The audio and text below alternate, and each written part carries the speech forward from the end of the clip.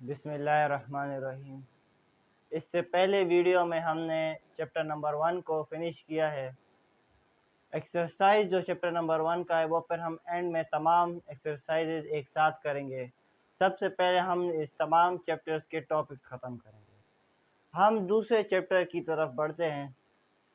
जिस तरह हमने चैप्टर नंबर 1 में पढ़ा कि साइंस या बायोलॉजी ऑब्जर्वेशन है और एक्सपेरिमेंट्स है।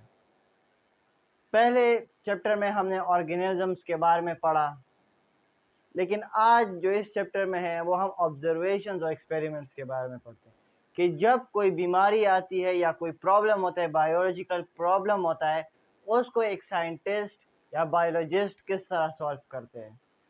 उसको बायोलॉजिकल मेथड्स कहते हैं। उसमें पहले recognition of biological problem, observation and previous research, hypothesis, deduction, experiment और कंक्लूजन एंड रिपोर्टिंग। सबसे पहले नंबर बायोलॉजिकल मेथड की तरफ आते हैं। सबसे पहले एक बायोलॉजिस्ट एक प्रॉब्लम को रिकॉग्नाइज करता है कि इसका क्या फैक्टर है, क्या काज है कि ये बीमारी किस वजूहात के से बनी आई है। उस वजूहात को वो फाइंड करते हैं, उसको रिकॉग्नाइज करता है ये क्यों है, क्या फैक्टर्स है, क्या रिस्क फैक्टर्स इसके बाद फिर उसको ऑब्जर्व करते हैं। ऑब्जर्वेशन किस तरह होती है?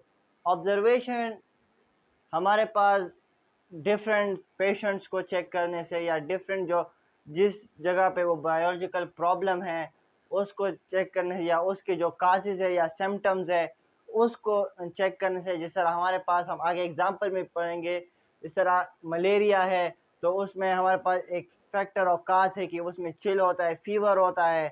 तो इस तरह डिफरेंट काज और फैक्टर्स ऑब्जर्व करते हैं। हमारे पास 5 सेंस ऑफ ऑर्गन्स के ज़रिए ये फैक्टर या काजेस को मालूम किया जाए, इसको ऑब्जर्व किया जाता है।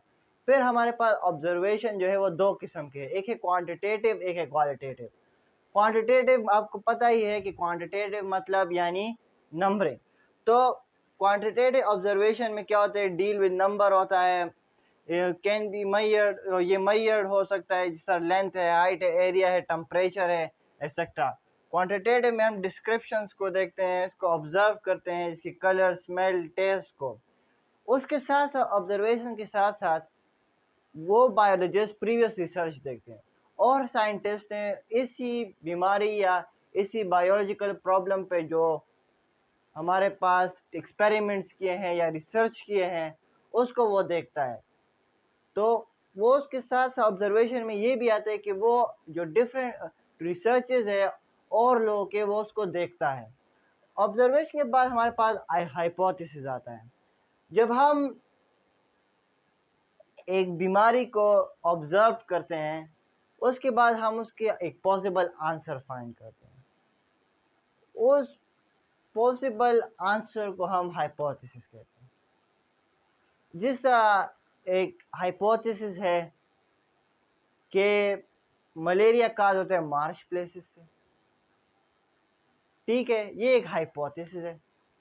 ये हाइपोथेसिस है कि मलेरिया पेशेंट में प्लाज्मोडियम है, ये एक हाइपोथेसिस है। लेकिन ये हाइपोथेसिस ऑब्जर्वेशन के बिना पर दिया हुआ है। अब ऑब्जर्वेशन अगर एक गुड ऑब्जर्वेशन है तो इसकी कुछ खसूसियात होगी। नंबर 1 ये खसूसियात होगी कि ये ऑब्जर्वेशन पे बेस्ड होगी, इससे हमारे पास एक पॉसिबल आंसर आ सकता है और ये बहुत ज़्यादा हाइपोथेसिस पे मुश्तमिल होगी। और जो दूसरा है वो है कि ये हमारे पास एक रास्ता हो कि ये अगर हाइपोथेसिस एक्सपेरिमेंट डिस्प्रूव हो जाती है, यानी ये गलत साबित हो जाती है, तो हमारे पास एक दूसरा रास्ता या दूसरा हाइपोथेसिस हो। उस हाइपोथेसिस के बाद इसमें डिडक्शन की जाती है। डिडक्शन का मतलब है कि इफ या डेट मीन एक हमारे पास कहते हैं कि मतलब एग्जांपल है प्लाज्मोडियम काज करता है मलेरिया, तो फिर ये डिडक्शन है कि हर पेशेंट में मलेरिया प्लाज्मोडियम का होना ज़रूरी है। हर मलेरिया पेशेंट में हमारे पास जो है वो प्लाज्मोडियम का होना ज़रूरी है। तो फिर ये हमारे पास उसमें डिडक्शन की जाती है। डिडक्शन के बाद उस पर एक्सपेरिमेंट्स होते हैं, यानी जिस तरह एक्सपेरिमेंट किया गया एक स्पैरो पे, उस पे एक डिफेक्टेड मलेरिया जिसमें स्पैरो में मॉस्किटो में थी, वो एक स्पैरो पे छोड़ दी गई और मतलब एक नहीं 100 ऑफ स्पैरोस पे छोड़ दी गई। फिर जब उसको देखा गया तो उसमें भी वो प्लाज्मोडियम पाया गया। अगर ये प्लाज्मोडियम हो तो ये हाइपोथेसिस ट्रू है। अगर ये हाइपोथेसिस ना हो, प्लाज्मोडियम ना हो या एक्सपेरिमेंट में ये हाइपोथेसिस गलत साबित हो, तो फिर इसके बाद दोबारा ये काम शुरू किया जाए।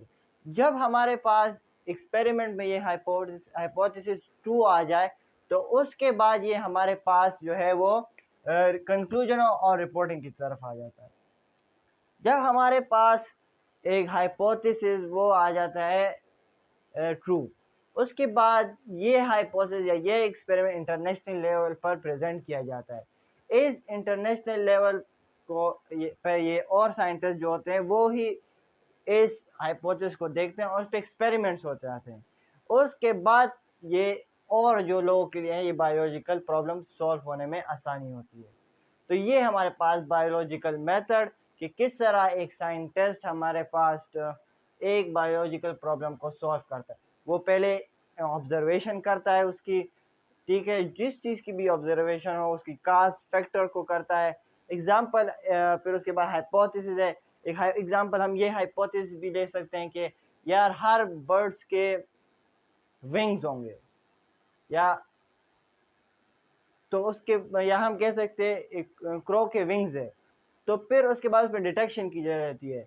अगर हर बर्ड्स के विंग्स है तो फिर तो क्रो भी बर्ड्स है। इफ एंड डेट आ जाता है कि अगर ये इस तरह हुआ तो फिर ये इस तरह होगा। तो इस तरह हाइपोथेसिस, फिर डिडक्शन हो जाती है। फिर डिडक्शन के बाद इसमें एक्सपेरिमेंट्स किए जाते हैं। अगर वो एक्सपेरिमेंट्स में ट्रू आ जाए तो फिर उसको कंक्लूड किया जाता है। इसमें हमारे पास आगे जो दो टॉपिक्स है उसमें एक्सपेरिमेंट्स को ही दिया गया है।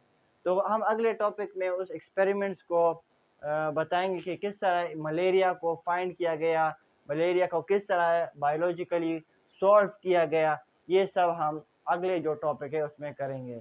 इस टॉपिक या इस चैप्टर में इतना कोई मुश्किल नहीं है कि उसमें आप सोचें। इसमें थोड़ा सा बस समझने की बात है कि और सिर्फ आपको बायोलॉजी से आगाह करना है। आपको जो फर्स्ट 3 चैप्टर्स है इसमें आपको सिर्फ बायोलॉजी की जो है डिफिनीशन बताई जा रही है।